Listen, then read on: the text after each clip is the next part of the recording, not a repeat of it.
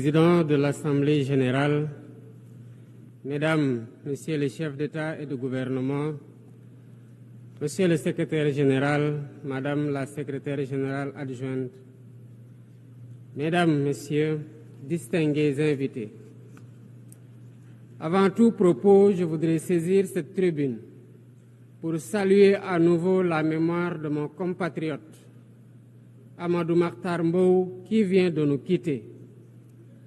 Ancien directeur général de l'UNESCO de 1974 à 1987, il fut un homme d'État émérite et un fervent acteur panafricain de la lutte pour les indépendances. Je félicite M. Philomène Yang pour son élection à la présidence de cette Assemblée générale des Nations unies, ainsi que son prédécesseur pour sa contribution à la mise en œuvre de notre agenda commun. À travers vous, je formule mes vœux de succès dans la conduite de nos travaux. Je salue également l'engagement constant du secrétaire général Antonio Guterres, dont les efforts pour promouvoir la paix, la dignité humaine et le multilatéralisme sont plus que jamais nécessaires. Le Sénégal renouvelle son plein soutien à sa mission en ces temps de turbulence mondiale. En prenant la parole aujourd'hui, je suis habité d'une conviction profonde: l'unité dans la diversité est la clé pour garantir le développement durable et la dignité humaine pour tous, partout dans le monde. Ce thème de la présente session, qui guide nos discussions, nous invite à repenser nos responsabilités collectives et à nous assurer que les principes fondamentaux des Nations unies, définis il y a près de 8 décennies, continuent de porter la promesse d'un monde plus juste et plus équitable. Mesdames, Messieurs, nous vivons dans un monde troublé, où les principes de la Charte des Nations unies, qui prônent l'égalité, la justice et le respect des droits humains, sont chaque jour mis en mal. Les conflits s'étendent, les inégalités se creusent et les crises climatiques aggravent la vulnérabilité de millions de personnes à travers le monde. De surcroît, nous assistons à une remise en cause inquiétante du multilatéralisme, à un moment où l'humanité en a le plus besoin. Le monde doit se regarder en face, sans complaisance. Les valeurs que nous avons juré de défendre sont piétinées dans plusieurs régions du globe. Que l'on soit à Gaza, à Tel Aviv, à Dakar ou ailleurs, chaque être humain est porteur de cette égale dignité, une dignité qui transcende les frontières, les cultures et les appartenances religieuses. C'est notre devoir à tous de veiller à ce que cette dignité soit protégée et respectée pour chaque être humain, sans exception. Ce devoir est l'essence même des Nations unies. Pourtant, nous constatons chaque jour que le droit international, ciment de la paix mondiale, est souvent violé. Des résolutions adoptées par cette Assemblée sont ignorées. En tolérant ces violences répétées, nous foulons aux pieds les principes de la Charte des Nations unies et sapons les fondements même de cette maison de la paix. Jamais les fondements des Nations unies n'ont autant vacillé qu'en ces temps de violence et de peur et d'incertitude. Si nous voulons éloigner le spectre de la guerre et œuvrer à l'avènement d'un monde meilleur, alors il est temps de changer les paradigmes. Il est temps de remettre l'humain au centre de l'agenda international, comme nous y invite le thème de cette session. Monsieur le Président, Mesdames, Messieurs, nous ne voulons plus fermer les yeux sur la tragédie qui se déroule dans le Sahel. Des groupes terroristes sèment la terreur, pillent, tuent les populations civiles innocentes. Cette région, autrefois stable, est désormais en proie à une violence quotidienne tandis que les Nations Unies, particulièrement le Conseil de sécurité, restent trop souvent inertes. De même, nous ne pouvons pas accepter que le Sahel devienne le théâtre de rivalités de puissances étrangères dont les affrontements ne font qu'aggraver la déstabilisation de la région. Je dois rappeler ici que la paix et la sécurité de l'Afrique sont indissociables de la paix mondiale. Il est impératif que le Conseil de sécurité remplisse pleinement son rôle de garant de la stabilité internationale. J'exprime à nouveau la préoccupation du Sénégal face à la situation tragique qui perdure en Palestine.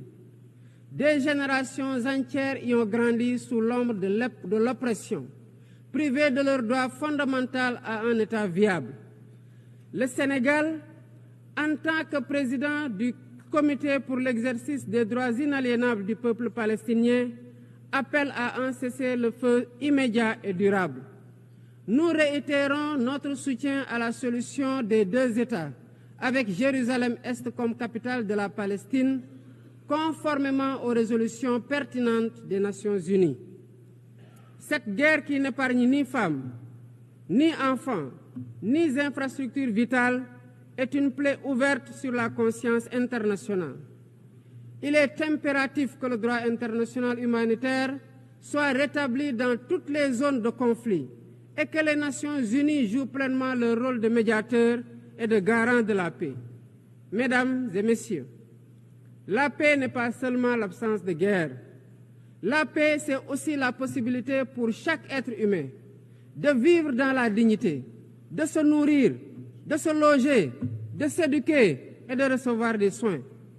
Or, aujourd'hui, plus de 750 millions de personnes ne mangent pas à leur faim et des millions basculent chaque jour dans l'extrême pauvreté. Ces chiffres éloignent de plus en plus le monde des objectifs de développement durable fixés pour 2030. Nous ne pouvons plus accepter que les mécanismes de gouvernance mondiale continuent de reproduire ces inégalités. Il est alors temps de rompre avec la logique du chacun pour soi et de bâtir un nouveau contrat social global fondé sur la solidarité et la coopération. Ce contrat doit inclure des réformes majeures pour s'attaquer aux défis politiques, économiques, environnementaux de notre époque. Premièrement, il est impératif de sauvegarder et de renforcer le multilatéralisme comme cadre unique d'action pour la paix et la sécurité internationale. Cela passe par une réforme urgente des institutions mondiales, notamment le Conseil de sécurité, le FMI, la Banque mondiale, afin qu'elles soient plus inclusives et qu'elles reflètent les réalités géopolitiques et économiques actuelles. Le continent africain, en particulier, doit avoir une place plus importante dans ces instances de décision. Deuxièmement, il est temps de corriger les injustices économiques qui freinent le développement de nombreux pays du Sud. Le commerce illégal, l'évasion fiscale, les flux financiers illicites et les congés fiscaux abusifs ruinent les pays en développement, notamment en Afrique. Ces injustices doivent être corrigées pour permettre à tous les pays de participer pleinement au commerce mondial et de bénéficier de la croissance économique. Troisièmement, il est essentiel de garantir avec détermination et d'agir avec détermination contre le réchauffement climatique en respectant le principe de responsabilité commune mais différenciée. Les pays industrialisés responsables historiques des émissions massives de gaz à effet de serre doivent intensifier leurs efforts pour financer une transition énergétique juste et équitable qui ne pénalise pas les pays en développement.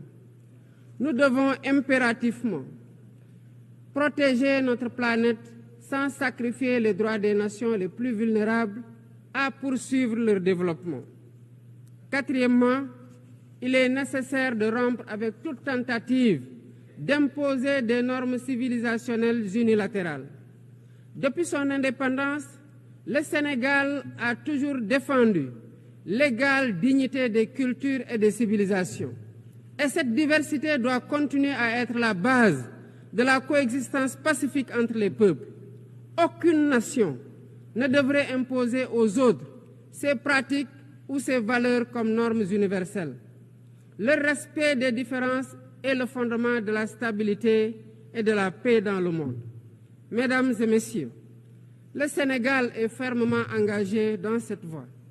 Nous avons choisi de bâtir un État résolument tourné vers le développement durable avec des initiatives ambitieuses dans des domaines tels que les énergies propres, la souveraineté alimentaire et la gouvernance transparente. Mais nous savons que pour réussir, nous avons besoin de l'action collective et de la solidarité internationale. Aucun pays, aussi puissant soit-il, ne peut relever seuls les défis qui menacent l'humanité. Il nous faut donc agir ensemble, unis dans la diversité, pour construire un avenir où la dignité humaine est respectée, où la justice prévaut et où la prospérité est partagée. C'est par la coopération et le respect mutuel que nous surmonterons les crises qui secouent notre monde. Je vous remercie de votre aimable attention.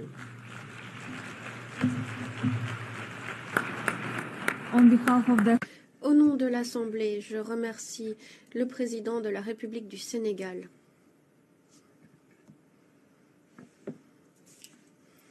L'Assemblée va écouter l'allocution de son Excellence Sylvanie